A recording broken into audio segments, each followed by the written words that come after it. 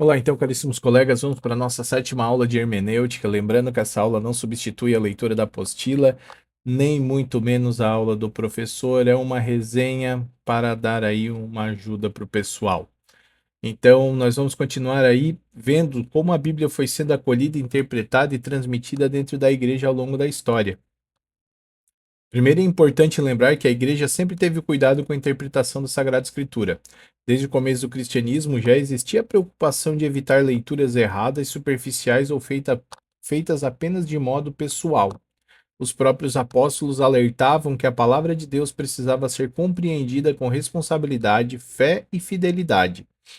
Nos primeiros séculos, a Bíblia não era acessível como hoje, não existiam exemplares para todo mundo. Os textos eram copiados à mão, um trabalho demorado, caro e difícil. Por isso, a maioria das pessoas conheceu a palavra de Deus principalmente pela liturgia, pelas celebrações e pela pregação. Durante muito tempo, o povo ouvia a Bíblia muito mais do que lia. Depois, com a invenção da imprensa, a situação começou a mudar, ficou mais fácil reproduzir os textos.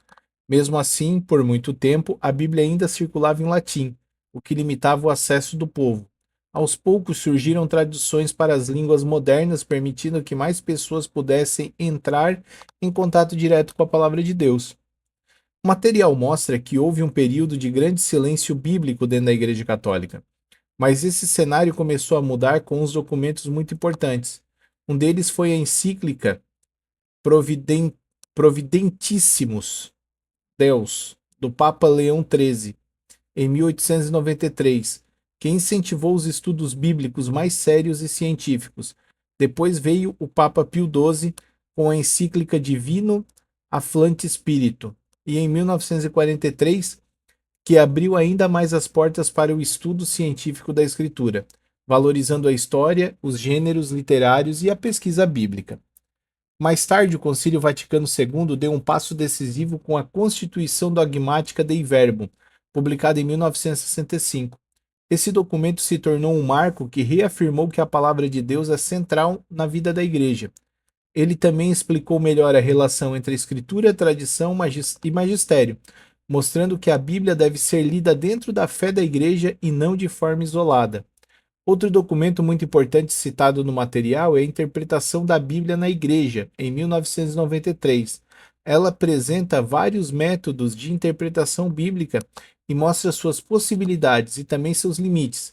Em outras palavras, a Igreja reconhece o valor do estudo sério da Bíblia, mas também lembra que a palavra de Deus não pode ser reduzida apenas a uma análise técnica ou fria. Depois de 2010, o Papa Bento XVI publicou a exortação Verbum Domini, que reforça a importância da palavra de Deus na vida e na missão da igreja. Esse documento mostra que Deus continua falando e que a igreja deve escutar a palavra, vivê-la e anunciá-la ao mundo. A Bíblia não é um livro morto, antigo ou distante.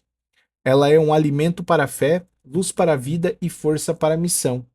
O texto também insiste muito em que o ponto fundamental é a interpretação da Bíblia deve unir dois elementos.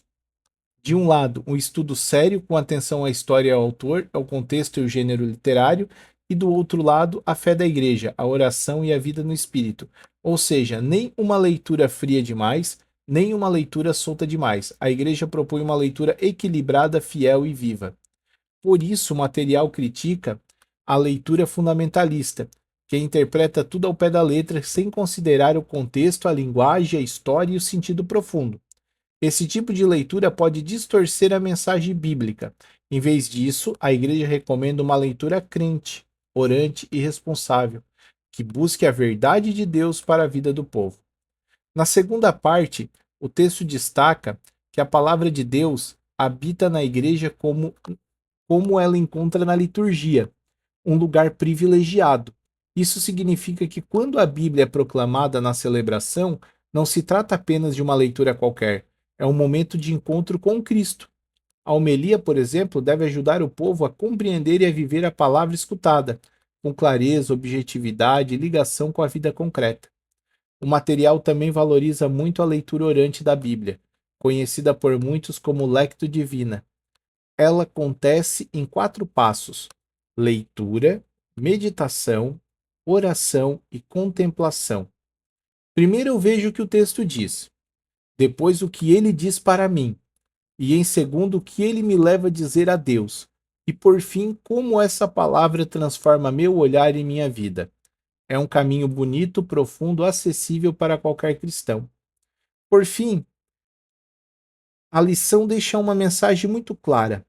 A Bíblia não deve ficar presa em um canto da vida da igreja, ela precisa estar na catequese, na liturgia, na pastoral, na família, na formação dos cristãos, na missão evangelizadora. A palavra de Deus deve ser lida, rezada, anunciada e vivida. Porque quando a Bíblia ocupa seu lugar verdadeiro, a fé fica mais firme, a igreja fica mais viva e o cristão aprende mais a caminhar com a luz verdadeira. Muito obrigado a todos.